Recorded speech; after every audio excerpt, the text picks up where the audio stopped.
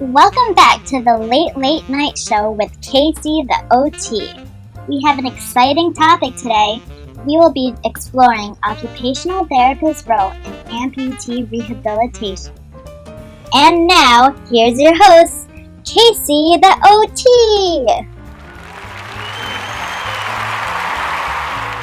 Hello everyone. Welcome back to the Late Night Show with Casey the OT. Tonight, we have a very exciting show for you guys. Our topic is, what is an occupational therapist's role in amputee rehabilitation? For our first segment, we will be defining occupational therapy. So let's go live from the streets of DC Boulevard. According to the American Occupational Therapy Association, occupational therapy is defined as the therapeutic use of everyday life activities with individuals or groups for the purpose of enhancing or enabling participation in roles, habits, and routines in home, school, workplace, community, and other settings. Although this profession can be dated back as far as 1917, do people really know what occupational therapy is, or what occupational therapists do, and what their role is in amputee rehabilitation? Well, we wanted to explore this topic, so we sent a camera crew to talk to kids in the streets of DC Boulevard. What's an occupation? Isn't that a kind of octopus?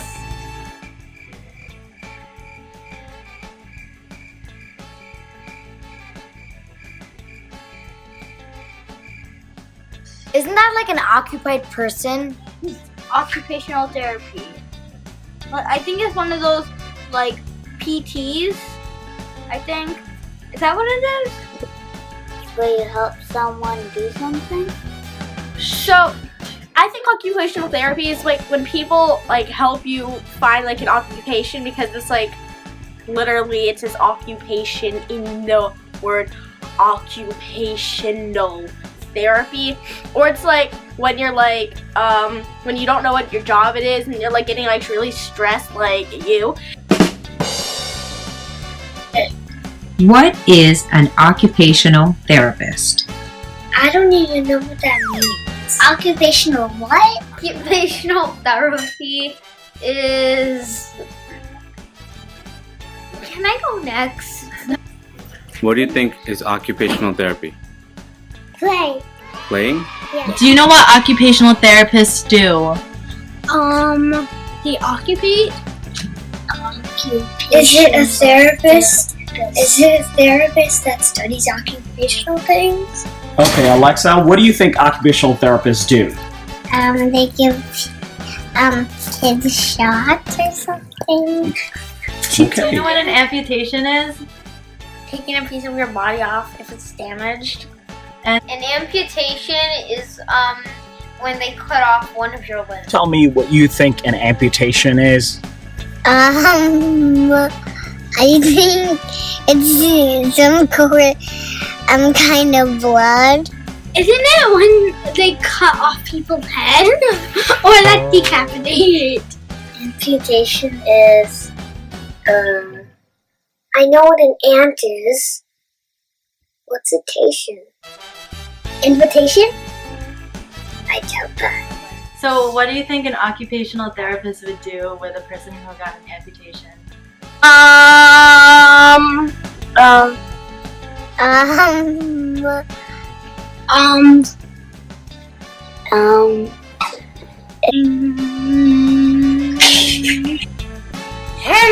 A hammer in occupational therapy?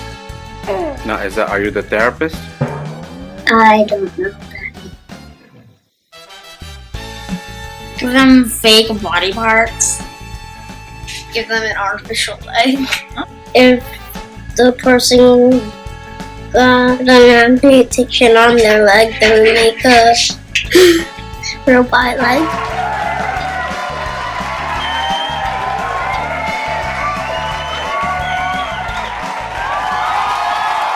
Now that we have defined what occupational therapy is for you, on a more serious note, we have two guests from the Dominican College Hospital of Blavel. They specialize in amputee rehabilitation. Please welcome Stacy and Carissa. So, why are OTs important in amputee rehab? OTs have the skills necessary to recognize the complexity of this condition using a holistic approach. This emphasizes the client's perspectives, roles, and activities that they find meaningful, and their personal experiences and values in order to develop an individualized intervention plan. Now that we understand what OTs do, let's take a sneak peek inside the Rehabilitation Center for Amputees at DCH. Our philosophy is to let the patient be our guide. We utilize a client-centered approach to create a treatment plan to meet the specific needs and goals of our patient. Each patient receives treatment from a multidisciplinary rehab team that work together towards the patient goals, encourages the patient's family to participate in the rehab process through frequent visits, patient-family conferences, and moral support. We as OTs evaluate the ADL and adaptive equipment for the needs of our patient. We also evaluate the patient's cognitive status and can set up a cognitive remediation program for them. Our OT staff addresses any physical impairments, functional limitations, and provide optimal individualized exercise plans for them.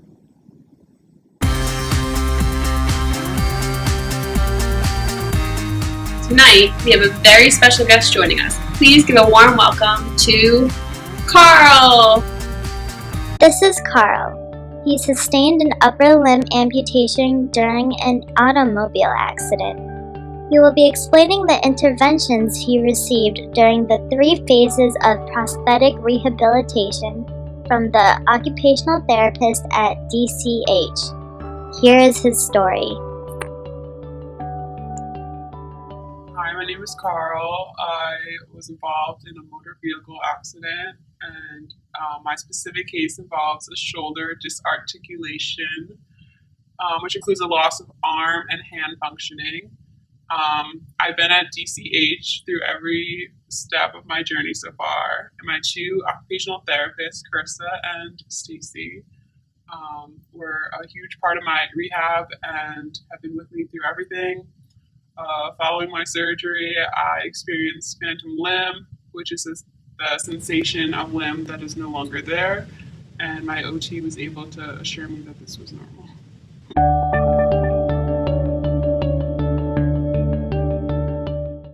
We begin with an evaluation and developed a client-centered intervention plan for Carl.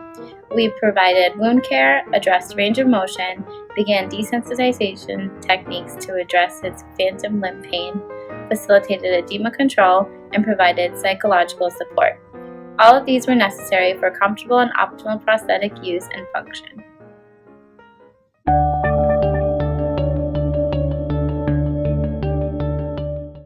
Before I received my prosthetic, my OT worked with me on some exercises to improve my strength so I could carry out activities such as feeding or dressing.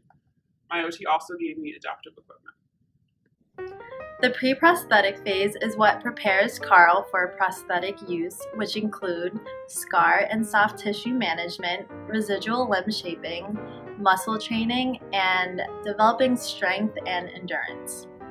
We introduce exercise for general conditioning as well as exercises specific to changes in posture due to his limb loss. During this phase, interventions will focus more fully on the skills needed to accomplish the activities that are most important to the client and to achieve the client's goals. These goals often begin with basic daily living tasks such as feeding and dressing. During this time, adaptive equipment is also introduced.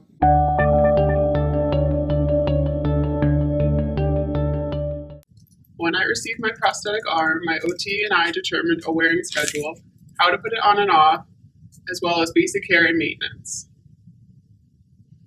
My OT also continued to work with me to develop new skills accustomed to wearing my prosthetic.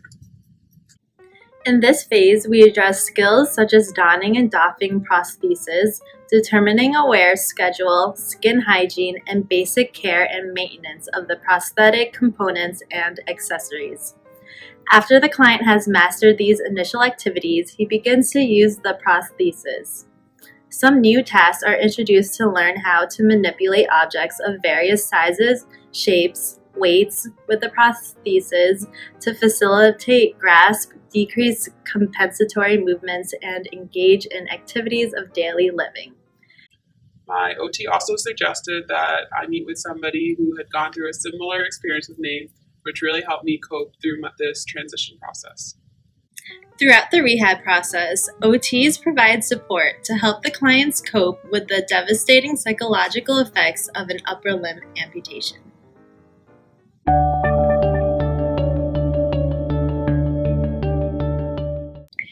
We assist the client in integrating the prosthesis into more advanced activities such as childcare, home maintenance, work activities, driving, sports, and hobbies to develop a greater independence. We also perform home evaluations and assess adaptive equipment options.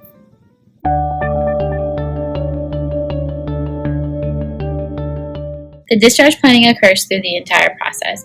We provide the client with education and resources to engage in self-care, vocational, and leisure activities.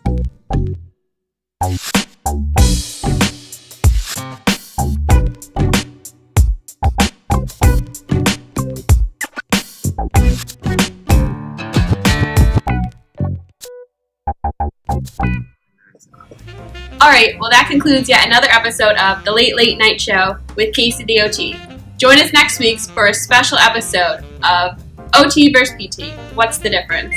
See you then!